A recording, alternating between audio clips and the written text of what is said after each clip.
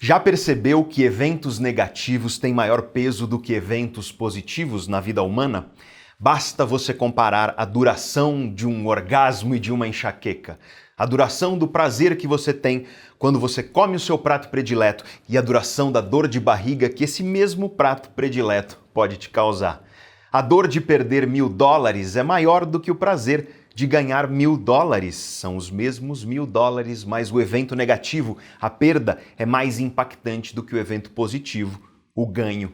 E eu estou aqui falando apenas de coisas corriqueiras, as coisas cotidianas do nosso dia a dia, porque quando nós observamos as grandes coisas da vida, a vida em um sentido mais amplo, aí você rapidamente consegue perceber que fracassos são mais prováveis do que sucessos, que angústias são mais prováveis do que alegrias e que, portanto, se nós quisermos entender a vida humana e se nós quisermos viver uma vida mais feliz, mais completa, mais cheia de sentido e propósito, se nós quisermos viver uma vida emocionalmente próspera, emocionalmente plena, de verdade, a primeira coisa que nós precisamos fazer é encarar os nossos medos, nossos fantasmas, as nossas angústias.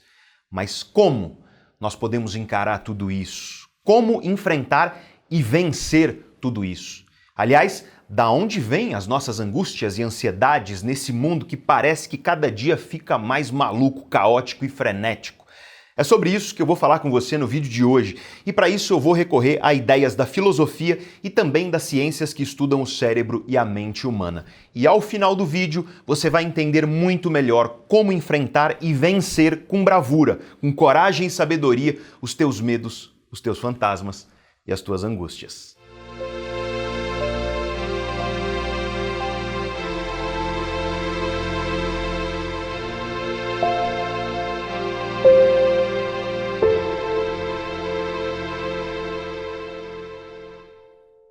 Uns 10 anos atrás, eu estava em um dos períodos mais intensos de trabalho da minha vida.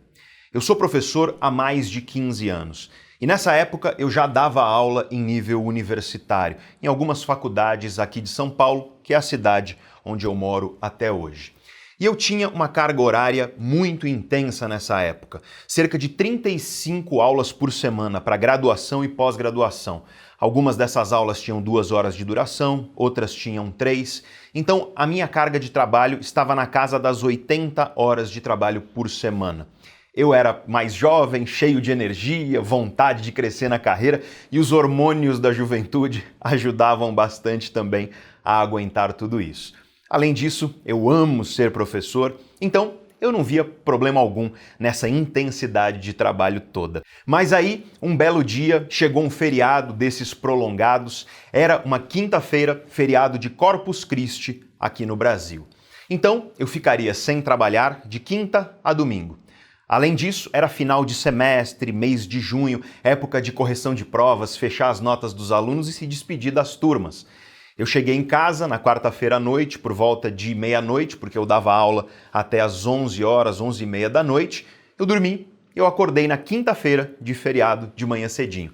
Só que, como aquela minha rotina era muito intensa, ela se tornou hábito, ela se tornou automática.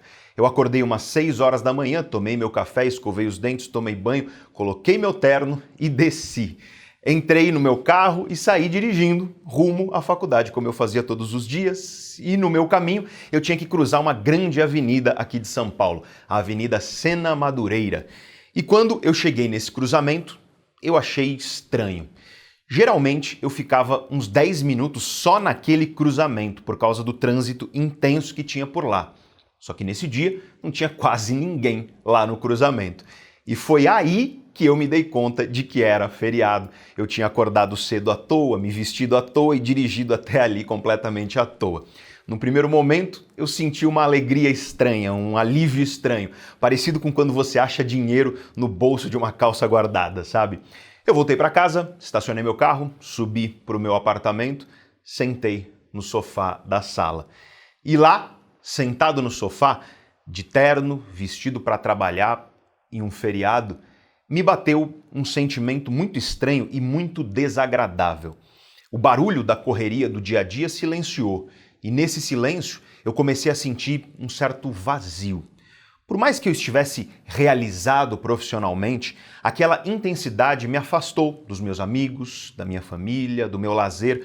Nos finais de semana eu mal tinha energia para me divertir, para fazer alguma coisa. Eu basicamente dormia, descansava.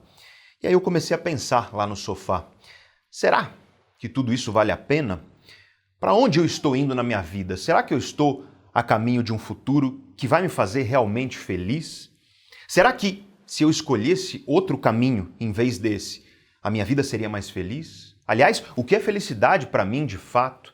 O que eu estou deixando de viver para viver isso que eu estou vivendo agora?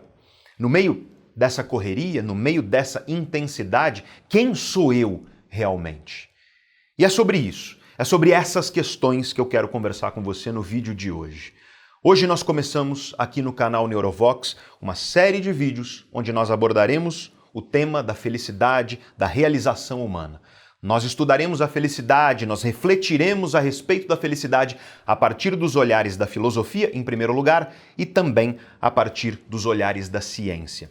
Especificamente das ciências que estudam as relações entre o cérebro, a mente e o comportamento dos seres humanos. E você pode se perguntar aí, por que falar sobre felicidade em um mundo onde já tem tanta gente falando disso? E esse talvez seja o primeiro problema da felicidade nos dias de hoje. Felicidade se tornou uma palavra completamente banalizada. Você compra felicidade no McLanche. Existe felicidade à venda nos livros de autoajuda, existe felicidade sendo oferecida pelos diversos gurus que você encontra por aí, pelo mundo e pelas redes sociais. Você sabe disso, mas raramente as pessoas param para refletir de maneira racional, de maneira verdadeiramente profunda a respeito da felicidade e da realização na vida humana, e é isso que eu quero fazer aqui com você nessa série de vídeos que começa hoje. Só que não é à toa que raramente nós paramos para refletir profundamente a respeito das grandes questões da vida, dos grandes temas da vida humana. Afinal, nós vivemos tipicamente engolidos na intensidade da rotina, na loucura do dia a dia. Trânsito, trabalho, chefe, cliente, família, barulho, redes sociais, celular pipocando mensagem, notificação o tempo inteiro.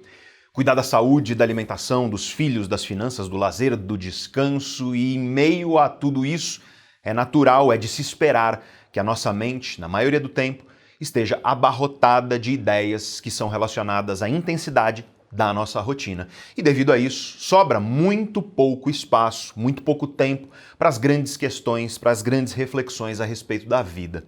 E esse é um primeiro grande problema da vida humana nos dias atuais. Porque por mais que nós estejamos a maior parte do tempo engolidos na correria da rotina, cedo ou tarde esse barulho do cotidiano, esse barulho da rotina, ele silencia. Às vezes, em um final de semana ou um feriado, como foi comigo na história que eu te contei no começo do vídeo, às vezes é em um momento onde você se pega sozinho, porque a família ou os amigos estão longe por algum motivo. Às vezes é quando você está passando por uma tristeza, quando você está passando por alguma angústia, uma decepção na tua vida, que pode ser uma decepção amorosa, por exemplo, ou uma decepção profissional, enfim.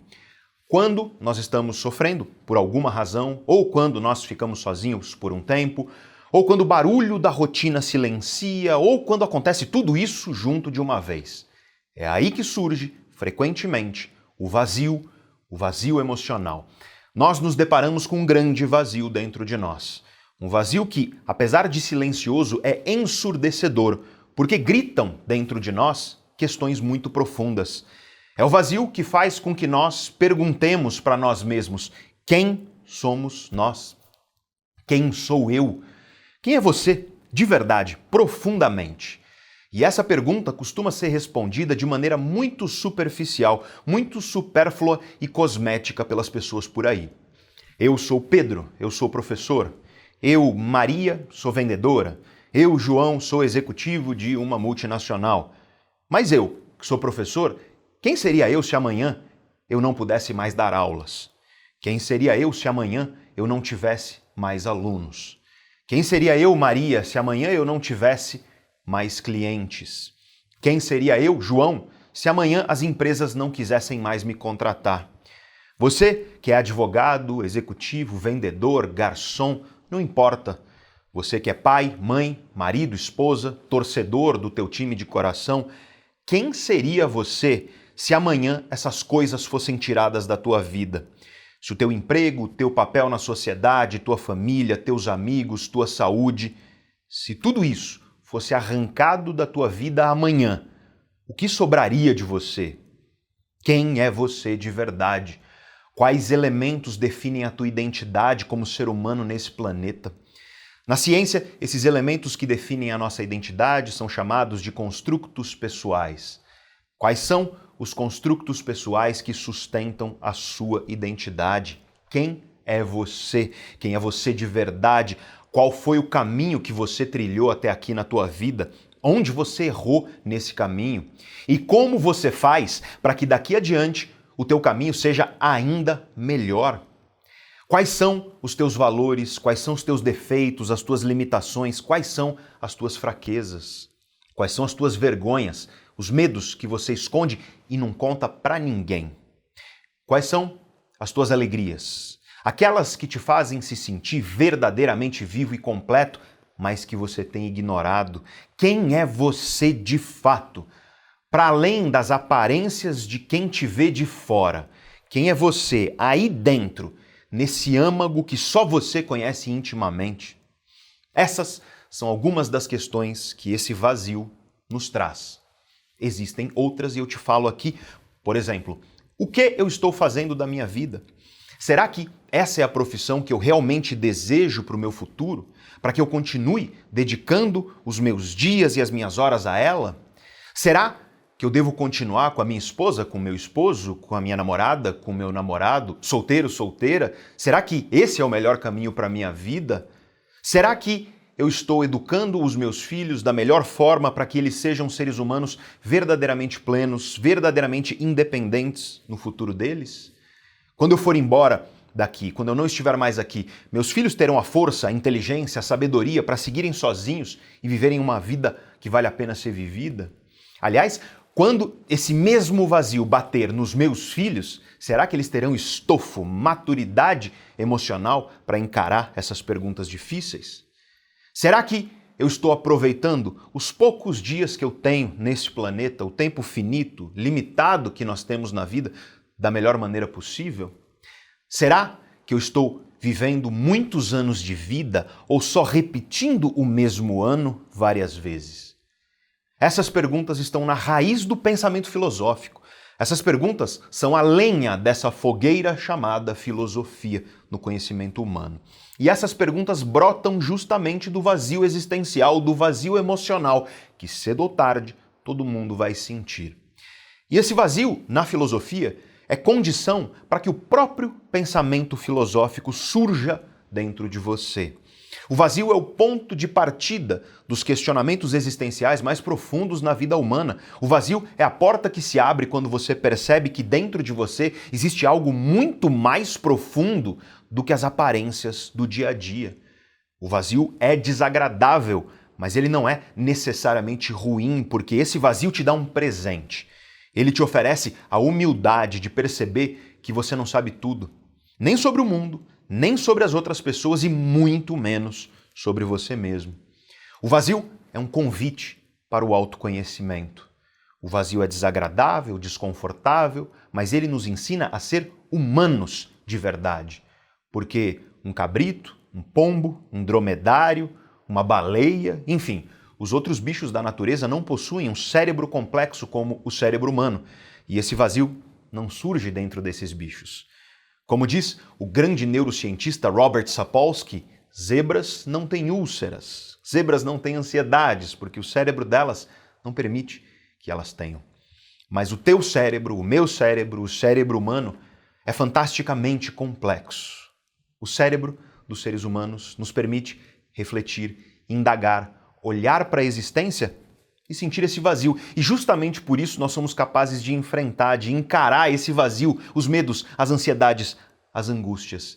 Esse vazio é um chamado que te convoca para usar o teu cérebro e refletir sobre a tua vida em profundidade. E com essa reflexão você pode, quem sabe, encontrar salvação. Encontrar o caminho que, para você, te permite vencer os medos e viver uma vida de verdadeira sabedoria e verdadeira paz emocional. E eu digo para você porque o caminho para mim será outro. E para cada um de nós esse caminho é diferente, mas é desse vazio que partem as mais importantes reflexões da vida humana. Eu quero agora que você ouça as palavras do grande filósofo francês André Comte-Sponville. Essas são as palavras dele logo no início de um dos livros mais belos e mais difíceis da filosofia contemporânea, o Tratado do Desespero e da Beatitude. É preciso começar pelo mais escuro, buscar o vazio, o negro e o nu, e chegar progressivamente à luz. Porque a noite é primária. Se não fosse, nós não precisaríamos pensar. É preciso começar pelo desespero.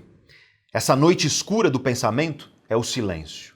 É necessário muito tempo para chegar a ele e muita coragem, porque a juventude é tagarela por impaciência e a velhice também, na maioria das vezes, por covardia.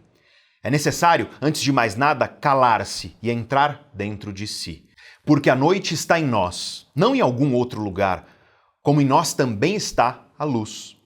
Mas é preciso começar pela noite, vazia e vaga, como diz a Bíblia, e nela morar por um longo tempo. Antes do primeiro dia e da primeira manhã, há o infinito das noites. Antes da primeira palavra, a eternidade do silêncio. É preciso começar pela solidão. Os outros nos distraem, nos divertem e nos afastam do essencial. Nós mesmos, não. O essencial está em mim, mas não é eu. Em mim, em meu corpo, esse vazio. É preciso começar por esse vazio. E olha, se esse vazio que traz essas perguntas tão difíceis ainda não bateu em você, cedo ou tarde ele vai bater. Talvez lá na frente, quando você se aposentar, ou quando você estiver no seu leito de morte. Talvez agora, você que é jovem e está começando a fazer escolhas grandes, escolhas importantes para o teu futuro e uma crise existencial se instala dentro de você, ou talvez no meio do caminho aí. Mas eu te garanto que cedo ou tarde esse vazio vai bater aí. E essas perguntas vão surgir dentro de você. Só que essas indagações, esse vazio, essas perguntas, longe de tudo isso ser algo da modernidade, algo dos dias de hoje, e tem gente que acredita que é só porque nós vivemos, nos dias de hoje, um mundo veloz, um mundo repleto de coisas que estão sobrecarregando a nossa mente, a nossa atenção. Muita gente acredita que é por isso que esse vazio se apresenta e se instala na vida e que, portanto, esse vazio é um sintoma dos dias de hoje. E se você acha isso, saiba que você está errado. Porque os gregos, mais de 2.500 anos atrás, já tinham enxergado esse vazio. Eles já tinham verificado que esse vazio faz parte da vida humana, que ele inevitavelmente surge na vida de todos os seres humanos pensantes. E os gregos perceberam uma coisa ainda mais importante que os budistas tinham percebido antes deles. Eles perceberam que as angústias que esse vazio nos traz são majoritariamente derivadas do fato de que a maioria das coisas no universo está fora do nosso controle. Nós não temos a capacidade de influenciar a maior parte das coisas que ocorrem no universo ao nosso redor, e daí vêm as angústias que ocupam a nossa cabeça quando surge esse vazio. Angústias derivadas de olhar para o passado, por exemplo, e se arrepender por ter tomado um caminho que hoje você não gostaria de ter tomado. A angústia porque, às vezes, você olha para um passado muito feliz, mas sabe que ele não vai voltar mais. Porque cada primeira vez é um sepultamento. Você nunca mais vai viver a sua juventude agora que você já não é mais jovem. Você nunca mais vai sentir o que é dar um primeiro beijo. Você nunca mais vai sentir o que é estar apaixonado pela primeira vez. É o corvo do poema do escritor Edgar Allan Poe. O corvo que espreita a janela sussurrando o tempo inteiro para você. Nevermore. Nevermore. Nunca mais, nunca mais. Mas as angústias não se referem só ao passado, elas se referem ao presente também. É a angústia derivada de que, agora, no presente, você tem uma série de projetos sobre os quais você não tem controle de todas as variáveis. Você não controla, por exemplo, o que o seu chefe vai fazer, o que a sua empresa vai fazer, o que vai acontecer na economia e no mercado em que você atua, em que você trabalha. São os medos que nos angustiam. O medo de que um parceiro romântico não te ame do jeito que você ama. O medo de perder as pessoas que nós tanto amamos e que amam a nós. O medo de que as coisas não aconteçam como nós esperamos que elas aconteçam. As angústias derivadas dos medos que nós temos do futuro, das incertezas que fazem parte natural do futuro. Tudo isso fora do nosso controle. Então veja que, tanto no passado, quanto no presente, quanto no futuro, a maior parte das coisas não está no nosso controle. E não é à toa que os filósofos gregos identificaram que a maioria das angústias humanas, talvez todas as angústias humanas que nós conseguimos refletir, são derivadas do fato de que nós não controlamos a maior parte das coisas que nos acontecem. Nós não controlamos a maior parte dos elementos que compõem a nossa existência. Ora, este vídeo aqui está sendo gravado no início do ano de 2022. 2 anos depois de uma crise de saúde global que nos obrigou a mudar radicalmente as nossas vidas. E o ano já começou com uma guerra, um conflito que fez ressurgir o temor de uma terceira grande guerra entre as nações do planeta. Tudo fora do nosso controle, tudo bastante inesperado para a maioria das pessoas, exceto talvez alguns especialistas. E, além disso, esse vazio escancara para nós uma realidade muito dura e muito difícil.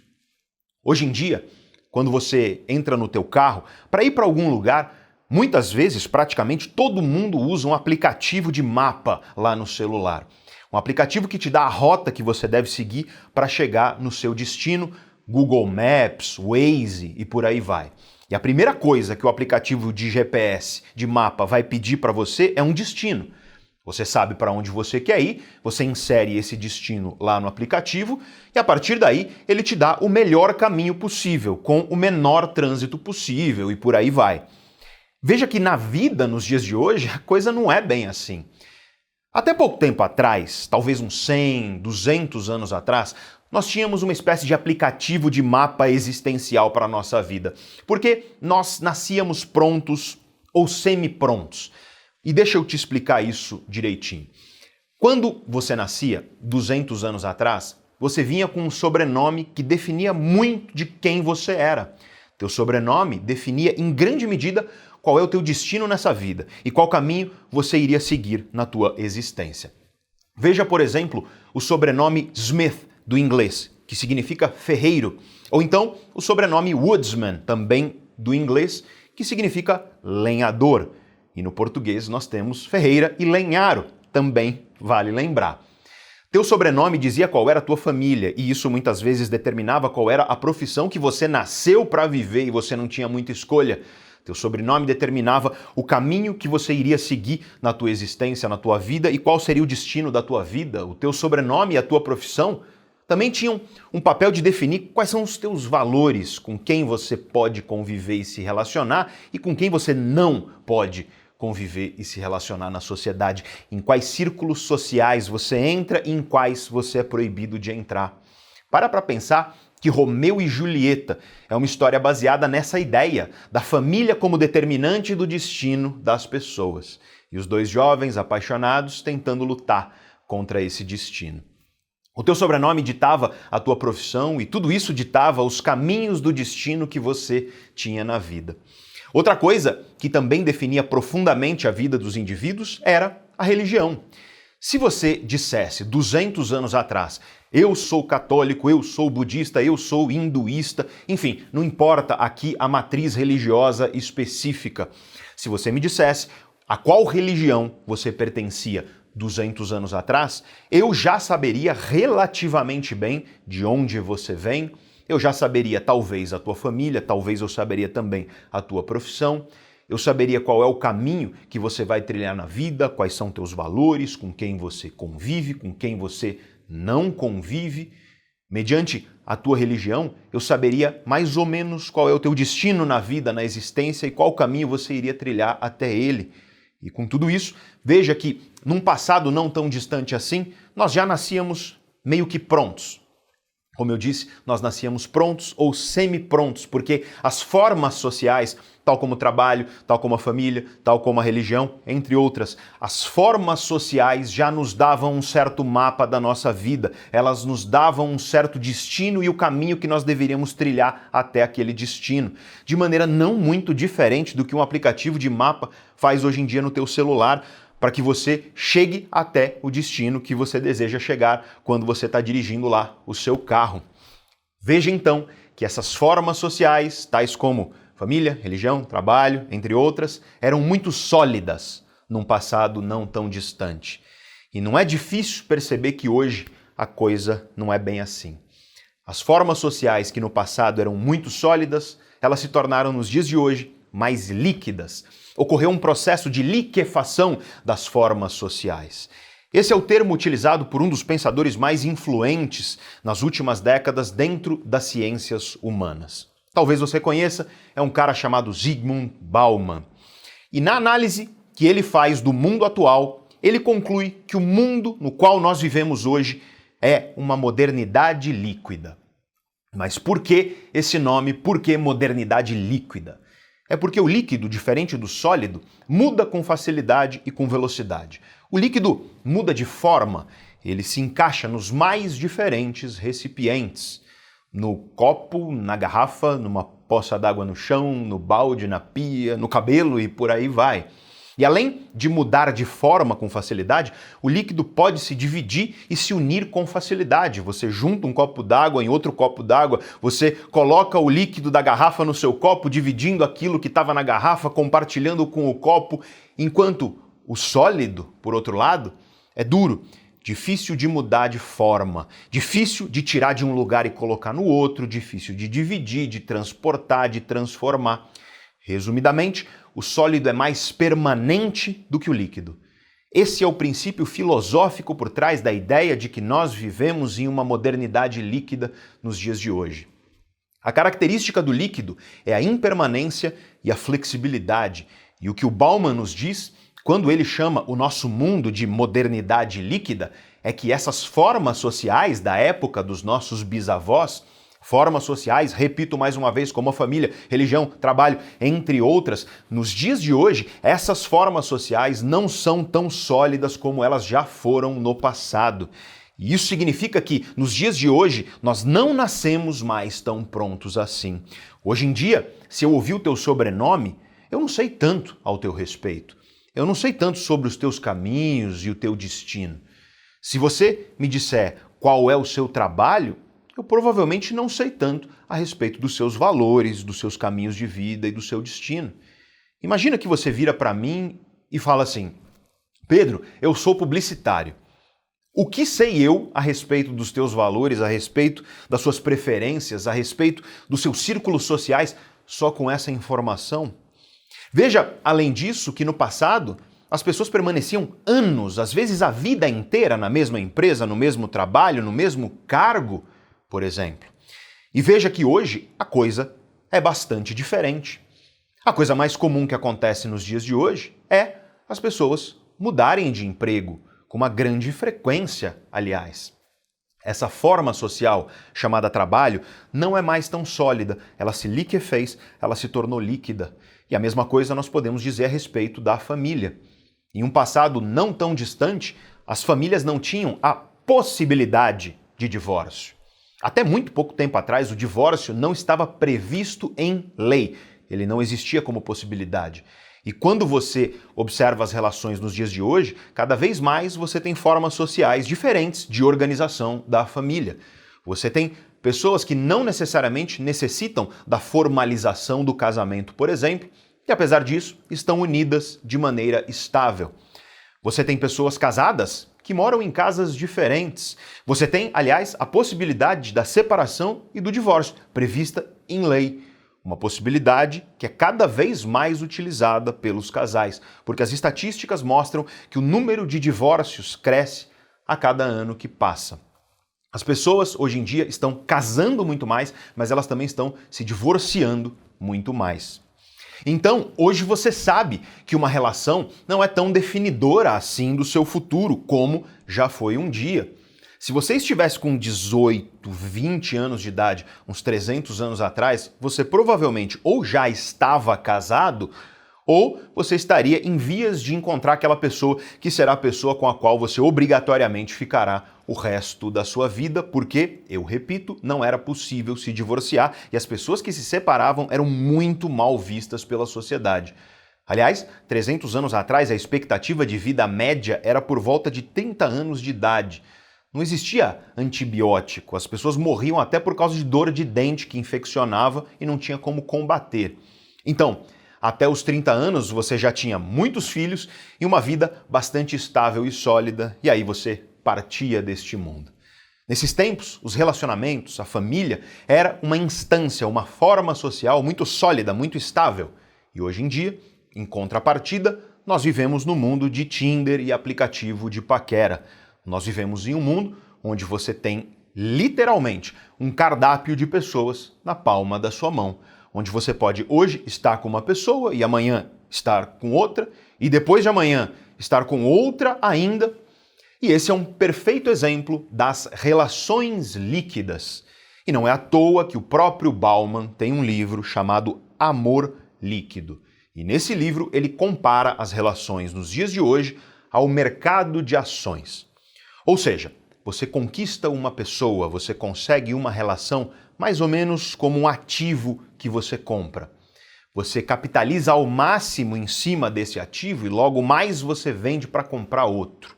E com isso, você percebe que o Bauman era um grande crítico da liquefação das formas sociais, e aqui eu preciso fazer uma ressalva muito importante. Eu já não acho que nós temos que fazer juízo de valor tão rápido sobre tudo isso.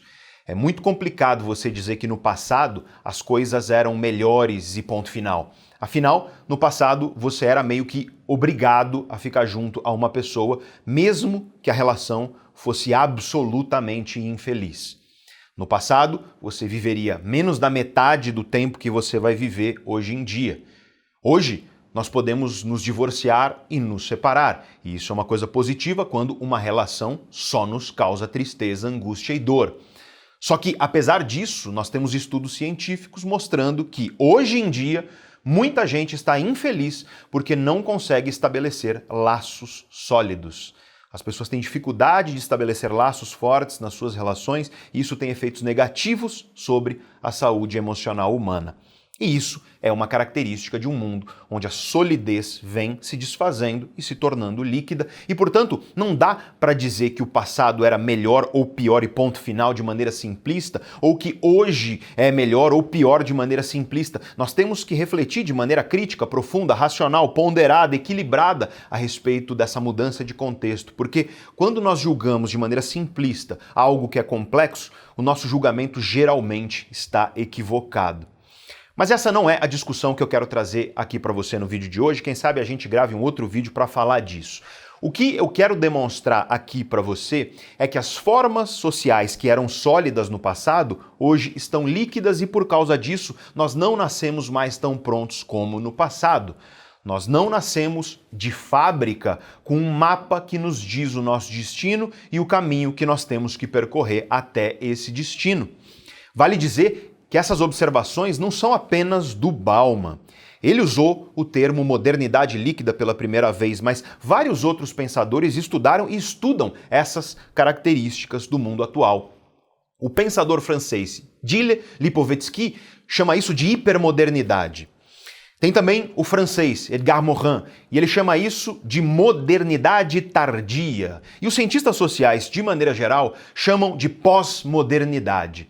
Mas eu gosto do termo modernidade líquida do Bauman porque ele carrega um significado profundo e ao mesmo tempo didático, bastante explicativo de tudo isso que a gente vive hoje. Eu quero te dar mais um exemplo dessa liquidez, mas antes eu preciso fazer um parêntese aqui. Eu imagino que se você está aqui nesse vídeo, nesse canal, é porque autoconhecimento é importante para você. Então, eu te convido a fazer parte da minha lista de contatos, que eu chamo de 1, 2, 3 pílulas de autoconhecimento. É totalmente grátis, você cadastra o teu e-mail e toda segunda-feira eu te mando um e-mail curto e objetivo contendo uma ideia minha, para você refletir sobre a sua própria existência. 2 ideias de grandes pensadores. Frases, citações, reflexões que mudaram a minha vida e que certamente vão mudar a sua. E 3 recomendações de filme, série, livro, vídeo e por aí vai, para você enriquecer a tua mente. 1, 2, 3 pílulas de autoconhecimento toda segunda-feira gratuitamente no seu e-mail. Eu vou deixar um comentário fixado aí embaixo. É o primeiro comentário de todos fixado no topo. Ele tem um link. Toca nesse link, clica nesse link, cadastra teu e-mail, segue as instruções que vem depois e na próxima segunda-feira você já recebe as tuas primeiras pílulas de autoconhecimento no seu e-mail cadastrado. E olha, talvez você já tenha me visto dizendo isso aqui, mas eu preciso reforçar, não é fácil crescer aqui no YouTube quando o teu conteúdo é conhecimento sério.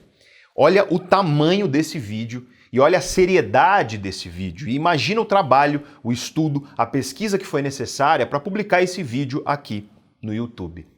Se você gosta do nosso trabalho, se você valoriza conhecimento aqui no YouTube, eu te peço, se você puder e se você quiser, é claro, para você se inscrever aqui no nosso canal. É bem difícil crescer no YouTube quando você não é um canal de entretenimento. E a melhor coisa que você pode fazer para nos ajudar, se você puder e se você quiser, é claro, é clicar no botão de se inscrever aí embaixo. E se você já for inscrito, é clicar no sininho ao lado do botão de inscrição para você ser notificado quando nós postarmos um vídeo aqui no canal, porque a gente posta muito pouco. Cada vídeo desse, como eu te disse, exige muito estudo, muito preparo. E o YouTube não é a minha profissão. Eu sou um professor, eu tenho muitas atividades fora das redes sociais. Acontece que quando um canal posta pouco, o YouTube mostra os vídeos desse canal para menos gente aqui na plataforma. Mas quando os inscritos clicam no sininho e ativam a notificação, isso garante que eles sejam avisados. Saiba disso, o YouTube não te mostra todos os nossos vídeos se você não clica no sininho e ativa as notificações depois de se inscrever. E talvez você perca vídeos sobre temas muito importantes para você. Talvez você perca vídeos sobre temas relevantes para a tua vida, para o teu autoconhecimento, para a tua transformação, porque o YouTube não te mostra esses vídeos. E saiba que isso é o algoritmo do YouTube que privilegia quem posta com muita frequência. Ou seja, ele privilegia mais a quantidade do que a qualidade dos vídeos aqui na plataforma. E eu gostaria de te pedir também para clicar no joinha, no botão de curtir o vídeo. Compartilha esse vídeo com pessoas que você sabe que se beneficiarão ao ouvir essa mensagem aqui e deixa um comentário, porque é o seu comentário que me faz ter ideia para novos vídeos, novos temas para abordar aqui no canal. A tua inscrição, tua curtida, teu comentário, se você quiser e se você puder. Isso nos ajuda muito a chegar a mais pessoas e a driblar essas dificuldades que um canal de conhecimento naturalmente tem aqui no YouTube. E isso não vale só para nós não, tá? Isso vale para todo o canal que você admira e você acompanha aqui na plataforma YouTube. E voltando ao nosso tema, eu quero dar mais um exemplo de liquefação das formas sociais. E esse é o exemplo da religião. Segundo as pesquisas, cada vez mais pessoas se declaram como não religiosas. As pessoas declaram que não são aderentes a uma matriz religiosa específica. E olha, não é que as pessoas se tornaram ateias ou agnósticas ou coisa parecida. Na verdade, o que tem acontecido é que as pessoas cada vez mais se dizem, sim, espiritualizadas. São pessoas que, sim, acreditam em Deus, mas apesar disso, não aderem a uma matriz religiosa específica. É cada vez mais comum nos dias de hoje você encontrar uma pessoa e aí ela vira para você e diz, por exemplo, uma coisa assim. Ela diz que admira muito a figura do Cristo no cristianismo, que ela admira muito a figura do Buda no budismo, que ela acredita em reencarnação, tal qual os preceitos espíritas, mas ela também admira e aprecia a iluminação de acordo com o hinduísmo e outras religiões orientais. Veja que essa pessoa pega ideias de diversas matrizes religiosas para construir a sua própria espiritualidade. E isso é cada vez mais comum. E esse é um exemplo de como a religião também foi algo que antes era muito sólido e que vem se liquefazendo. Se eu tivesse dando uma palestra 300 anos atrás e eu falasse que existe uma pessoa que pega uma ideia de cada matriz religiosa para montar a sua própria espiritualidade individual, tenha certeza de que muita gente, talvez a maioria das pessoas, ficaria boquiaberta, ficaria estupefata, indignada talvez com isso, achando um absurdo tudo isso. No entanto, como eu disse, hoje em dia isso é algo perfeitamente aceitável, perfeitamente cotidiano e o número de pessoas que se declara exatamente assim, espiritualizada dessa maneira mais líquida, esse número aumenta a cada ano que passa, segundo as pesquisas. E toda essa reflexão aqui a respeito do mundo líquido é muito importante. E ela suscita uma série de outras reflexões que também merecem atenção, como, por exemplo, a questão do amor líquido que eu falei anteriormente. Mas para o vídeo de hoje eu quero apenas que você perceba que o mundo no passado já nos trazia um certo mapa de onde nós viemos, para onde nós vamos e qual caminho nós devemos seguir até esse destino. Esse mapa era derivado de formas sociais muito sólidas nas quais nós já nascíamos, formas que hoje em dia já não existem mais, pelo menos não como elas eram antigamente. E isso faz com que hoje o ser humano não nasça mais pronto. Hoje o ser humano nasce incompleto. Hoje, ao nascer, você se depara com um mundo onde você não tem todas as respostas prontas para as grandes questões da vida. Você não sabe para onde você vai, você não sabe qual caminho você deve seguir até lá. Diferente do teu carro, que tem um aplicativo que te dá o mapa, assim que você coloca o destino lá, hoje em dia você nem sabe qual é o teu destino e muito menos qual é o mapa até ele. Isso significa que o vazio, que os gregos já haviam identificado 2.500 anos atrás, é ainda mais vazio hoje em dia. Isso significa que no momento em que nós nascemos neste mundo de hoje, cai sobre nós um grande peso sobre os nossos ombros. Esse é o peso da responsabilidade. A responsabilidade de decidir, de escolher os nossos caminhos, de desenhar o nosso mapa, de definir o nosso destino e de tentar trilhar uma jornada para chegar até esse destino. É dessa responsabilidade que falam os filósofos existencialistas. E como diz o grande Jean-Paul Sartre, um dos maiores nomes da filosofia existencialista, o ser humano está condenado a ser livre. Porque pelo mero fato de nós termos nascido humanos, nós temos um cérebro que permite refletir sobre tudo isso que eu estou falando aqui nesse vídeo de hoje. Um cérebro que te permite tomar consciência dessa responsabilidade. Veja então que esse vazio da existência humana coloca para nós três questões que são muito difíceis. A primeira é o fato de que nós temos a consciência de que a maioria das coisas do universo não está dentro do nosso controle, sejam elas as coisas do passado, do presente ou do futuro. E em segundo lugar, esse vazio nos traz a consciência de que hoje nós não nascemos prontos. A consciência de que a responsabilidade sobre as nossas vidas é nossa, porque nós não temos mais um mapa da vida que nasce conosco. E isso significa que cabe a nós, portanto, estabelecer um norte e desenhar um mapa para que a gente tente viver uma vida que vale a pena ser vivida. Ou seja, é a responsabilidade da qual falam os filósofos existencialistas. E em terceiro lugar, agravando tudo isso, nós temos consciência de que o nosso tempo nesse mundo aqui é limitado, de que o nosso tempo é finito. Um dia, todos nós vamos morrer e, portanto, nós temos um tempo limitado para encarar essa responsabilidade de viver. E eis que nós estamos mergulhados na rotina. Nós estamos ocupando a nossa mente com os barulhos e as necessidades cotidianas que existem por aí, do trânsito, do trabalho, da família, das responsabilidades do dia a dia, do frenesi da vida moderna. Mas quando o silêncio chega, quando esses ruídos do cotidiano silenciam, ainda que brevemente, como eu disse no começo do vídeo, às vezes no final de semana, às vezes em um feriado, ou às vezes quando nós estamos passando por alguma dificuldade, quando nós estamos passando por alguma decepção, por alguma frustração, é nesses momentos que o vazio surge. É possível que você, nesse momento, esteja justamente encarando esse vazio. É possível que você esteja encarando não só o vazio, mas tudo que deriva desse vazio, porque é a partir desse vazio que surgem inúmeras angústias nas nossas vidas.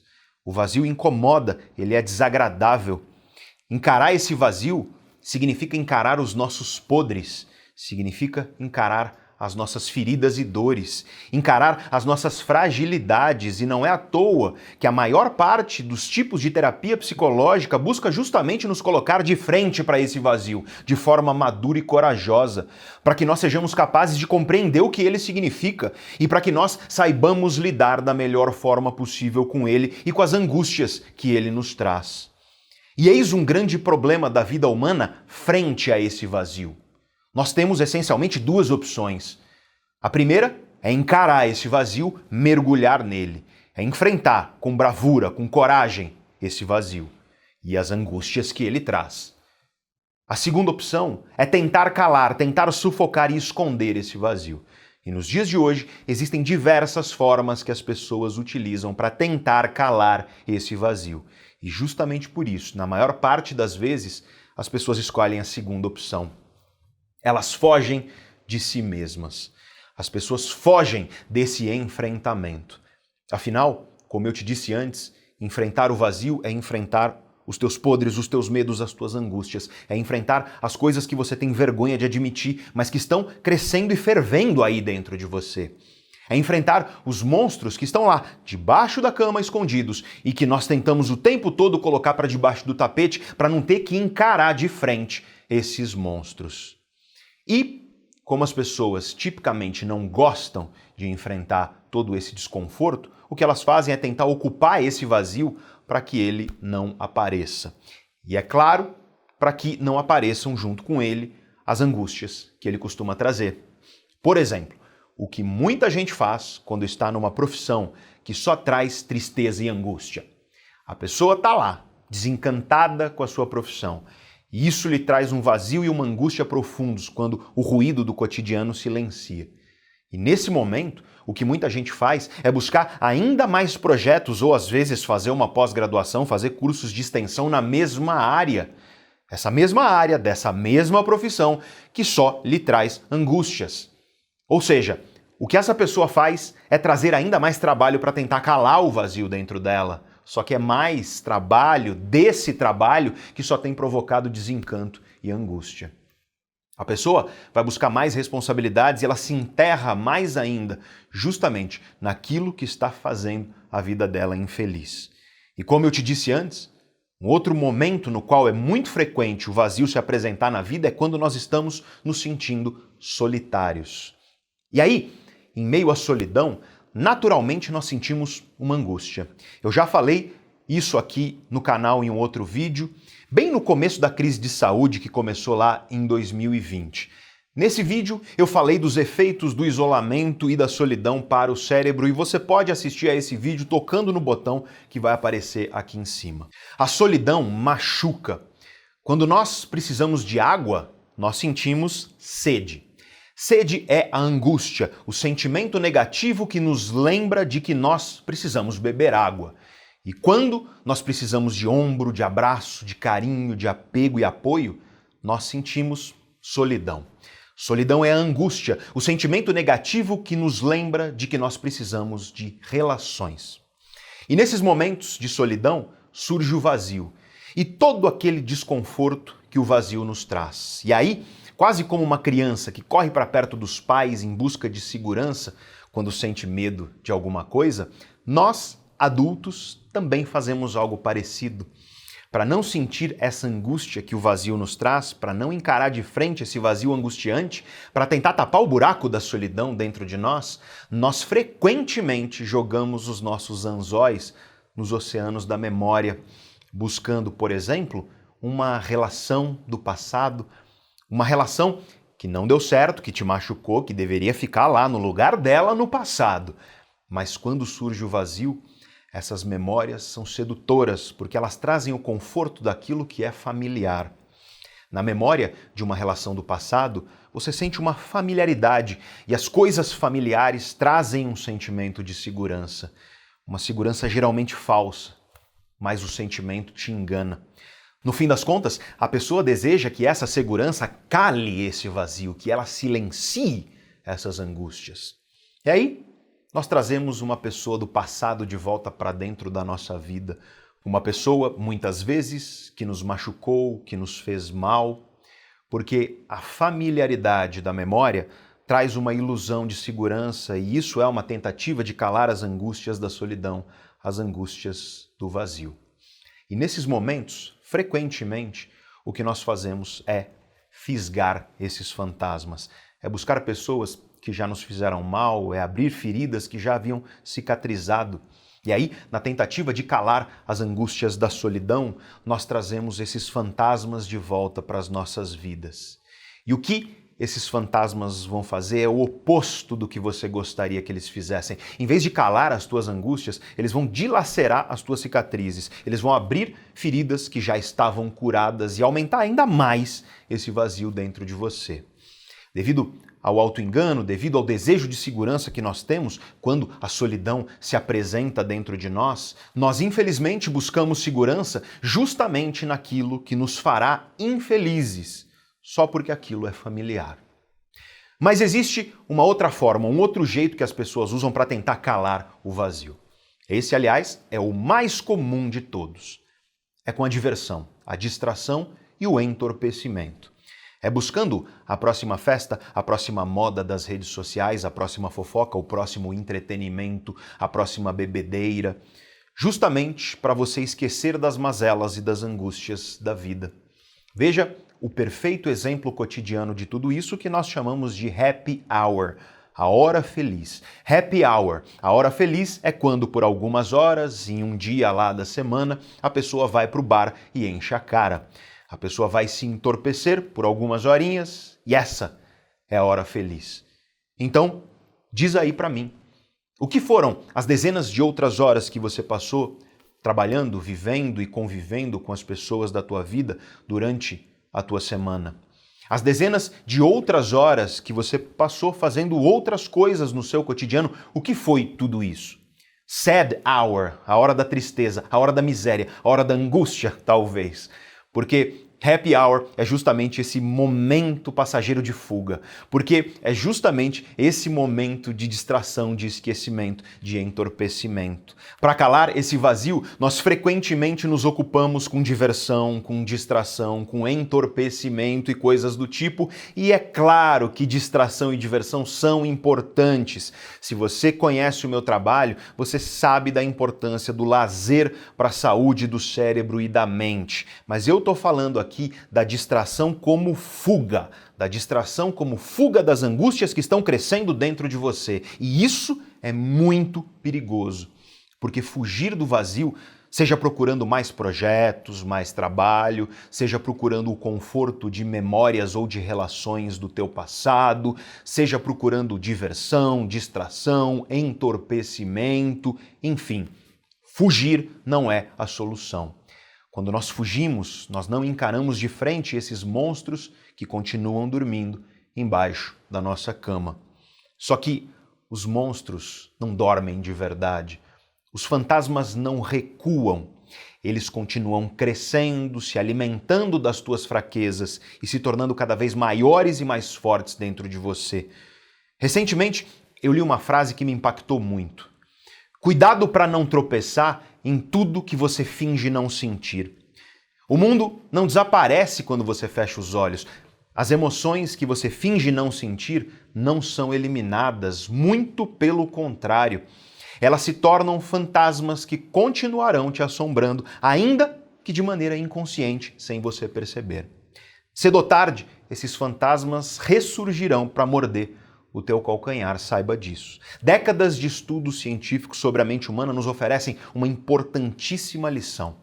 Enfrentar os nossos fantasmas é sempre mais eficiente do que fingir que eles simplesmente não existem. Porque eu te garanto, se você coloca para debaixo do tapete essas angústias, se você não encara esses fantasmas de frente com bravura, com coragem, se você não aceitar esse desafio, o desafio de refletir a respeito dos caminhos que você já percorreu e os caminhos que você irá percorrer na sua vida, na sua existência, se você não fizer isso, uma hora, cedo ou tarde, esses monstros, esses fantasmas vão aparecer para morder o seu calcanhar.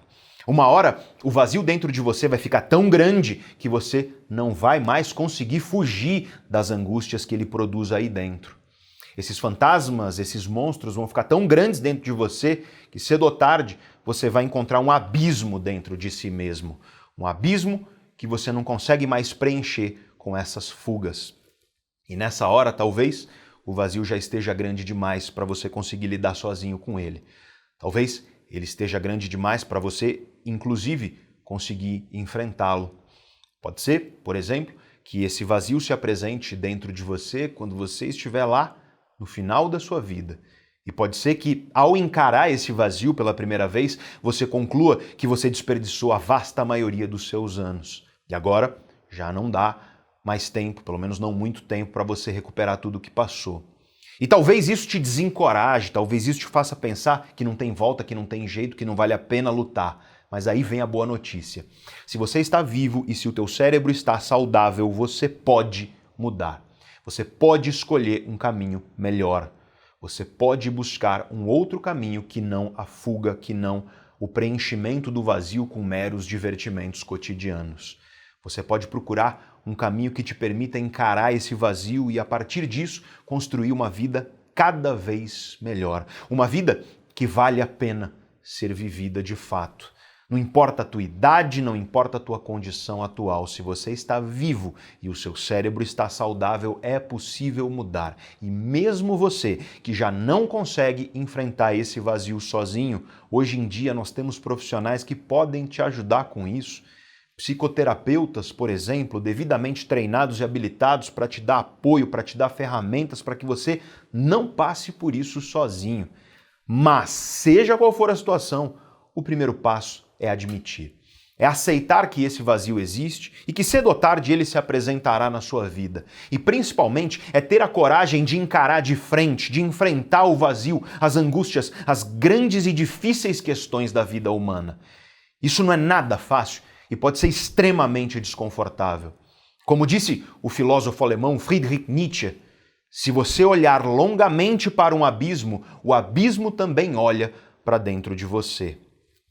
Mas não há outra saída. Fugir simplesmente não é uma solução. Eu quero te agradecer por você ter ficado até aqui comigo em um longo e difícil vídeo. Esse vídeo de hoje é mais visceral, mais filosófico e difícil do que os últimos vídeos que eu publiquei aqui no canal Neurovox, e justamente por isso eu quero te agradecer por você ter ficado até aqui. Porque eu te garanto que a maioria das pessoas definitivamente não ficou. Afinal, encarar tudo isso que eu falei aqui não é nada fácil. É bem mais gostoso assistir alguma coisa leve que distraia, que entorpeça. Se o vídeo foi proveitoso para você, se ele te trouxe conhecimento, então eu te peço, se você quiser e se você puder, para se inscrever aqui no nosso canal. Esse é um pequeno gesto de gratidão que você pode demonstrar para nós, mas que faz muita diferença para que a gente cresça.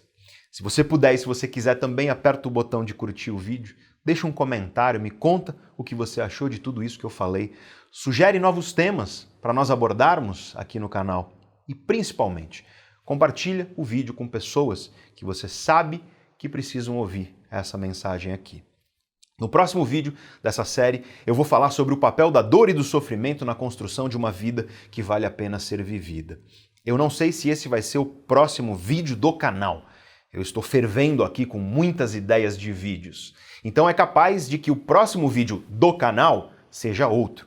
Mas no próximo vídeo desta série, que eu não sei quando eu vou gravar, você vai entender melhor a dor, o sofrimento e o que nos diz a filosofia e a ciência sobre tudo isso e sobre como superar as dores e sofrimentos e construir uma vida cada vez mais próspera. Então, se inscreve para você saber quando nós publicarmos esse vídeo e os próximos vídeos. Muito obrigado por ter ficado comigo até aqui no vídeo de hoje. Um grande abraço para você e até o próximo.